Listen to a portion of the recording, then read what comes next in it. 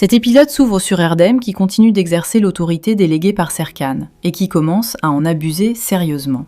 Il humilie Mélo en lui rappelant son allergie aux fraises et en la traitant de petite ardilla. Mélo se rebelle. Il propose une idée absurde pour un projet architectural, construire le parking sur le toit au lieu du sous-sol avec une rampe extérieure. Ses collègues sont déconcertés.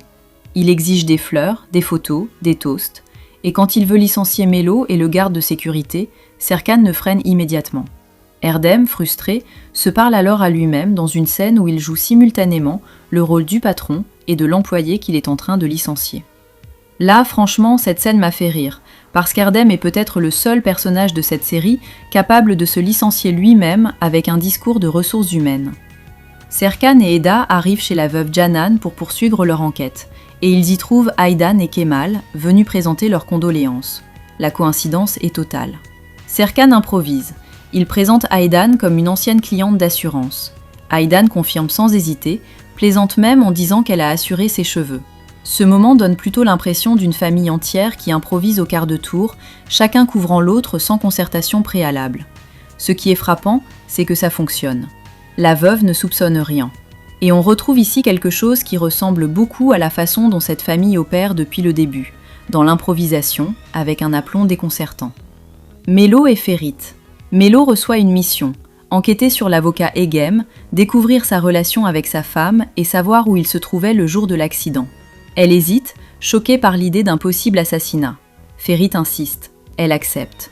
Et avec la femme de l'avocat, Yansu, elles obtiennent des informations importantes. Egem est obsédé par son travail, leur relation est mauvaise, et surtout, il n'était pas chez elle le jour de l'accident, ni les jours suivants. Et il part à Londres dans 2 jours, avec Canan, la veuve. L'amant et la veuve qui fuient ensemble à Londres. La pièce manquante est trouvée. Ce détail révèle une chose que l'enquête intuitive de Serkan ne pouvait pas donner, une preuve concrète, obtenue par quelqu'un qui posait les bonnes questions au bon endroit. Serkan décide qu'ils entreront dans la maison de Canan cette nuit pour trouver le carnet de Nesvat, qui pourrait contenir des preuves. Eda est horrifiée. Serkan insiste. C'est la seule façon d'obtenir quelque chose de concret avant que les suspects ne s'enfuient. Ils s'introduisent dans la maison. Ils cherchent dans le bureau. Un chien les perturbe. Serkan trouve une arme dans un tiroir. Eda panique. Et dans une autre pièce, Canan parle au téléphone avec son amant. Elle lui dit qu'ils n'auront plus à se cacher maintenant que Nesvat est mort. Ils sont piégés. Ce passage ressemble presque à un épisode d'une série policière que cette série aurait glissé dans ses propres murs. Sauf que les détectives sont 2 architectes, que l'un d'eux a tiré l'enquête d'un sac à souhait et que l'autre aurait préféré rester au bureau. Enguin, Perul et Mélo arrivent à leur tour, inquiets de ne pas avoir de nouvelles. Ferit aussi. Ils entrent discrètement. Et là, la maison de Canan devient le théâtre d'une réunion clandestine totalement involontaire. Les groupes se découvrent mutuellement, s'accusent de s'être suivis, la confusion est totale. Serkan explique qu'ils attendent l'amant secret. Les autres sont stupéfaits de cette enquête improvisée. Aydan arrive à son tour, inquiète pour son fils. Ce moment donne plutôt l'impression d'une pièce de théâtre absurdiste où tout le monde se retrouve sur scène sans l'avoir prévu. Et honnêtement, c'est exactement le ton que cet épisode cherchait. L'amant de Canan arrive. Les témoins cachés veulent prendre une photo pour prouver la liaison. Et puis tout bascule. Serkan et Eda sont découverts. Une arme apparaît. Tout le groupe est pris en otage. Les criminels révèlent leur plan. Jeter les otages à la mer. Peril, enceinte, panique. Et là, ce que personne n'attendait, Nesvat réapparaît vivant. Il accuse sa femme et son chauffeur d'avoir tenté de le tuer pour l'argent de l'assurance. La vérité éclate. La police intervient. Les armes sont saisies. Les otages sont libérés. Ce retournement ressemble presque à une fin de série B dont les auteurs auraient décidé de tout résoudre en 2 minutes. Sauf que ça fonctionne. Parce que depuis le début, cette enquête n'avait jamais été sérieuse. C'était un jeu. Et les jeux, dans cette série, finissent toujours par devenir réels d'une façon ou d'une autre. Le lendemain, à l'entreprise, Enguin et Pirul se remémorent la nuit. Menaces, armes, prise d'otages. Piril est encore nerveuse. Enguin tente de relativiser. Et Serkan et Eda reprennent leur sac de souhait. Le nouveau papier tiré, vivre dans une fourgonnette. Eda hésite. Serkan insiste qu'ils doivent réaliser ce rêve sérieusement. Ils arrivent au bureau en fourgonnette. Les collègues sont surpris. Serkan explique le principe.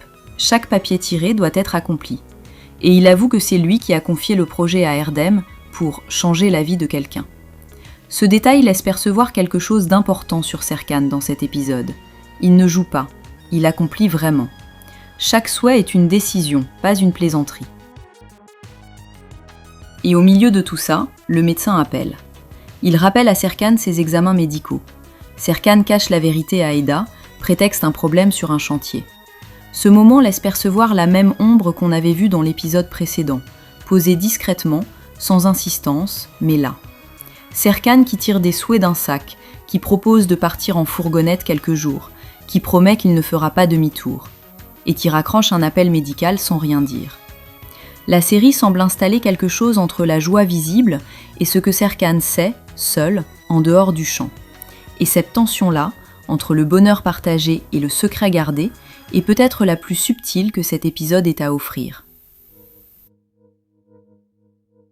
Ce que cet épisode laisse percevoir surtout, c'est que Serkan est en train de vivre à un rythme différent de tout le monde autour de lui.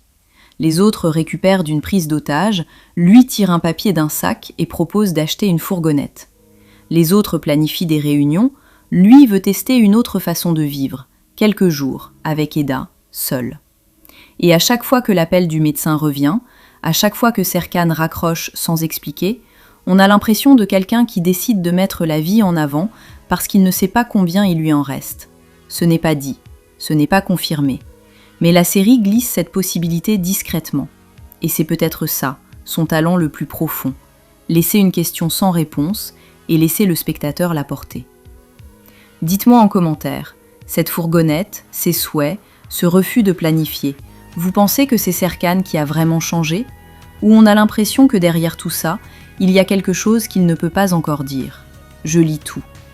Un like et un abonnement, ça m'aide vraiment chaque semaine. Merci d'être là. Rendez-vous tout de suite pour l'épisode 120.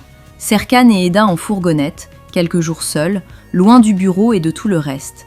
Et quelque part, un appel médical qui attend d'être entendu. J'ai l'impression que cet épisode de route va dire beaucoup de choses sans avoir besoin de les formuler.